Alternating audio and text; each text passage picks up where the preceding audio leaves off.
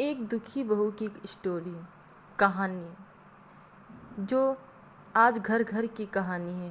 चुप्पी का दर्द। एक छोटे से गांव में राधा नाम की एक लड़की रहती थी।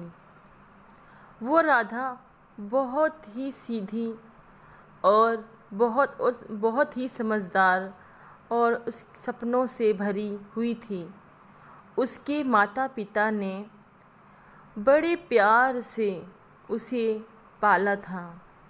जब उसकी शादी हुई थी, सबको लगा कि अब उसकी ज़िंदगी खुशियों से भर जाएगी, लेकिन किस्मत को कुछ और ही मंजूर था।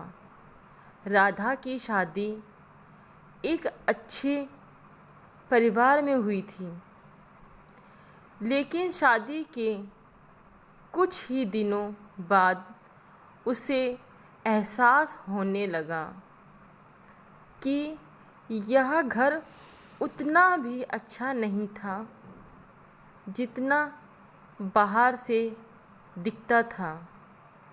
उसकी सास बहुत कठोर स्वभाव की थी और हर छोटी छोटी बात उसे ताने देती रहती थी। हर छोटी छोटी बात में उसे ताने देती थी। तुम्हें कुछ आता भी है या नहीं? हमने कैसी बहू ला दी? ऐसी बातें रोज उसके कानों में गूंजती रहती। उसका पति राजेश, उसके पति का नाम राजेश था। राजेश भी शुरुआत में तो ठीक था, लेकिन धीरे धीरे उसने भी राधा की बात सुनना बंद कर दिया। वह अपनी माँ की हर बात मानता और राधा को ही गलत ठहराता। राधा दिन रात घर का काम करती, लेकिन फिर भी उसे कभी प्यार या सम्मान नहीं मिला। ये आज घर घर की कहानी हो गई है फ्रेंड्स। धीरे धीरे राधा का मन टूटने लगा। वह चुप रहने लगी। उसकी हंसी कहीं खो गई। उसने दर्द को किसी से कहा नहीं, वो अपना दर्द किसी से नहीं कह पाती थी। मायके में भी वह कुछ नहीं बताती, क्योंकि वह अपने माता पिता को परेशानी नहीं करना चाहती थी। समय बीतता गया और राधा के अंदर का उसके अंदर का डर बढ़ता गया। एक दिन उसे अचानक अजीब सी समस्या होने लगी। उसकी सांस फूलने लगी। उसे सांस लेने में प्रॉब्लम होने लगी। उसे तकलीफ़ होने लगी। दिल तेज तेज धड़कने लगा और ऐसी कई समस्याएं उसके अंदर पैदा हो गई। कभी कभी उसे ऐसा लगता जैसे वह बेहोश हो जाएगी। डॉक्टर के पास ले जाया गया, लेकिन सभी रिपोर्ट्स सामान्य आई, मतलब कि नॉर्मल आई। डॉक्टर ने कहा, ये बीमारी शरीर की नहीं है, मन की है। इसे एंग्जाइटी और स्ट्रेस डिसऑर्डर कहते हैं। यह सुनकर सब हैरान रह गए, लेकिन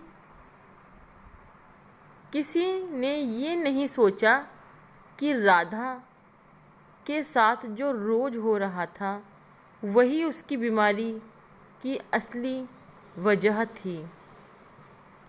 अब राधा और भी ज़्यादा अकेली महसूस करने लगी। उसे लगता था कि उसकी ज़िंदगी का कोई मतलब नहीं है। उसकी चुप्पी अब उसकी सबसे बड़ी दुश्मन बन गई थी।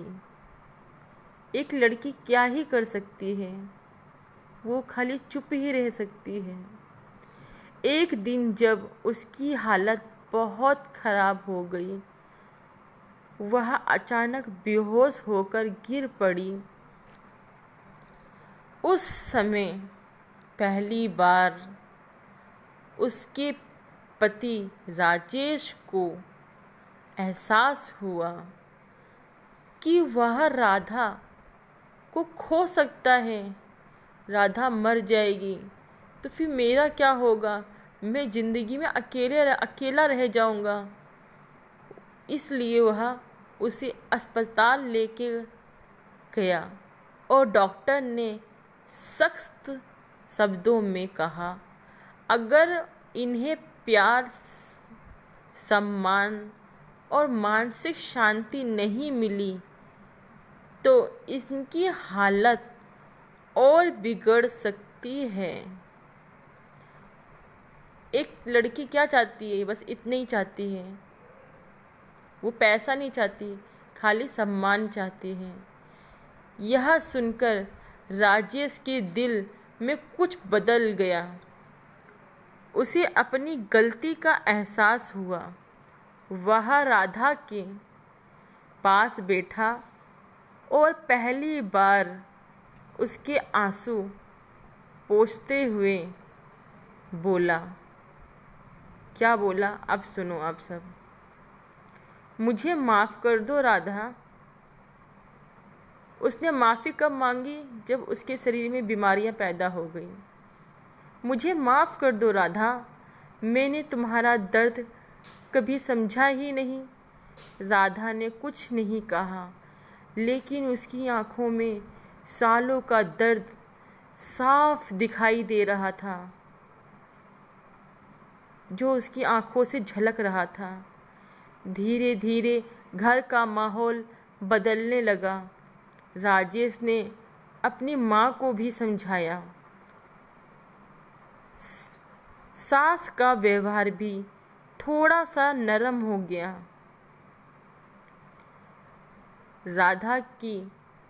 राधा को पहली बार लगा कि शायद अब सब ठीक हो सकता है।